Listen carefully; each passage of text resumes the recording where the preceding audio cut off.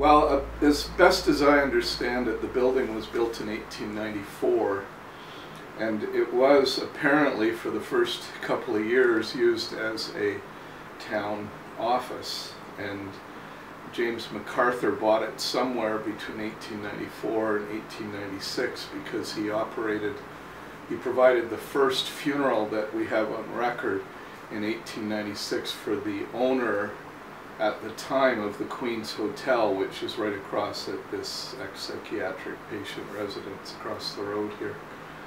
And that's the same building till surviving today.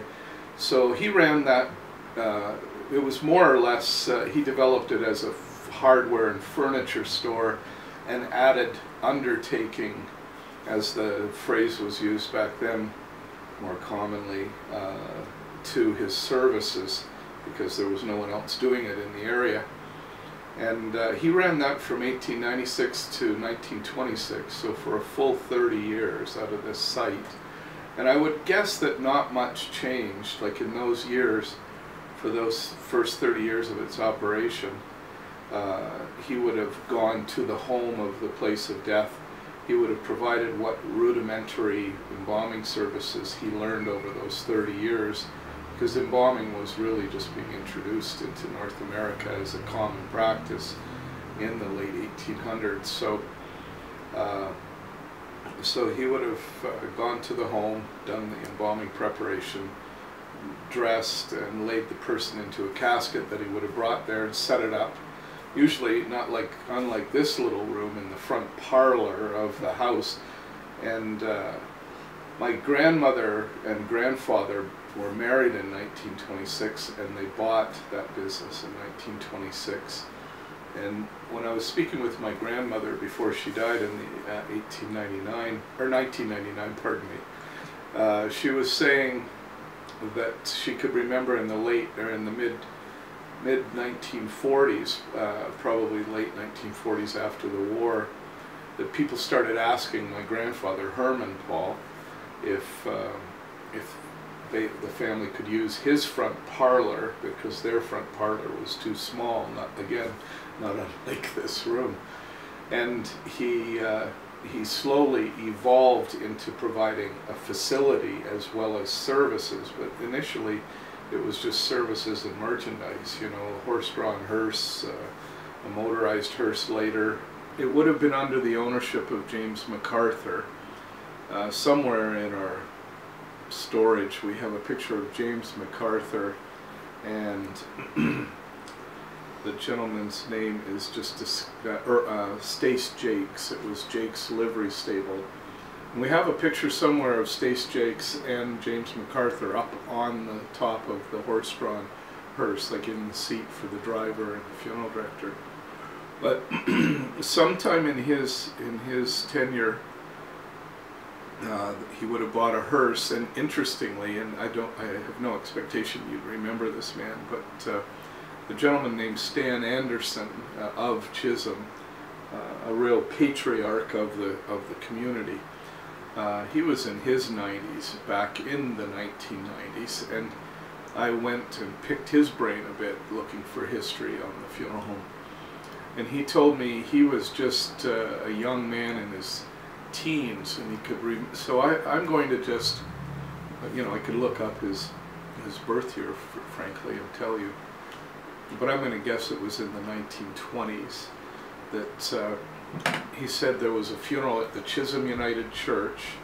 They had to go to the Boxwell Cemetery, which you know the location of, and the community all turned out because it was the mother of the then Reeve of Chisholm who had died, and I want to say MacDonald, Mrs. MacDonald, that in any case the whole community of one voice was just terribly upset at the speed with which they drove from the church to the cemetery. And Stan said, in defense of Mr. MacArthur, he was probably in first gear, but they were just so used to the cloppity-clop pace of the horse-drawn hearse that they thought it was similar to racing to the cemetery to bury her. And they were all just incensed that, you know, this this rushing to get her to the graveside. But, you know, people adapt, just like all the technology that's been introduced at funeral service today. For example, I have a funeral coming up. The woman didn't want, and she told her children, I don't want any pictures of my life at the funeral. And that's because when she was growing up, this woman's in her 90s, when she was growing up, that was just not even thought of to bring pictures or mementos. And whereas now, as I mentioned with technology, every other funeral practically the family wants us to create a slideshow of the person's life. And you know, that wasn't even an option 20 years ago, let alone when this woman was growing up. So there's been a lot of changes in funeral service since, yeah, the horse-drawn hearse to PowerPoint slideshows. They used to hang a black wreath on the door of the house that had a death, and there was probably some armbands and clothing that were standard procedure back then, but there was no facilities until about really till the 1940s in this area. In larger cities like Toronto, they probably had dedicated buildings called funeral parlors back then, already in operation in the 1800s. But so that's where the word parlor came from. Like, it was funeral, and we were providing a parlor at that time.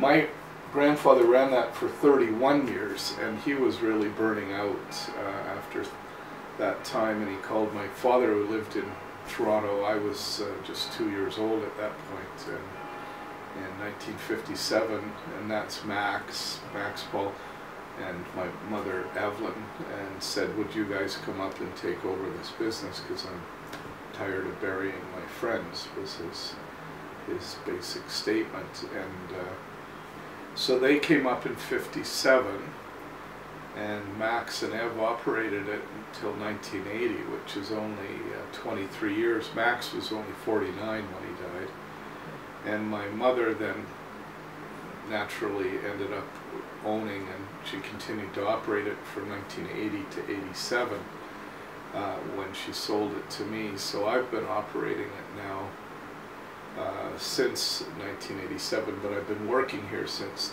1982.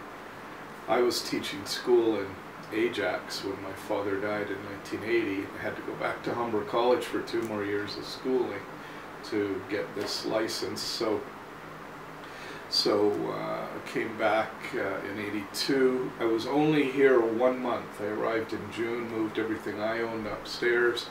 There were the records of all the funerals from the 1890s up till that point.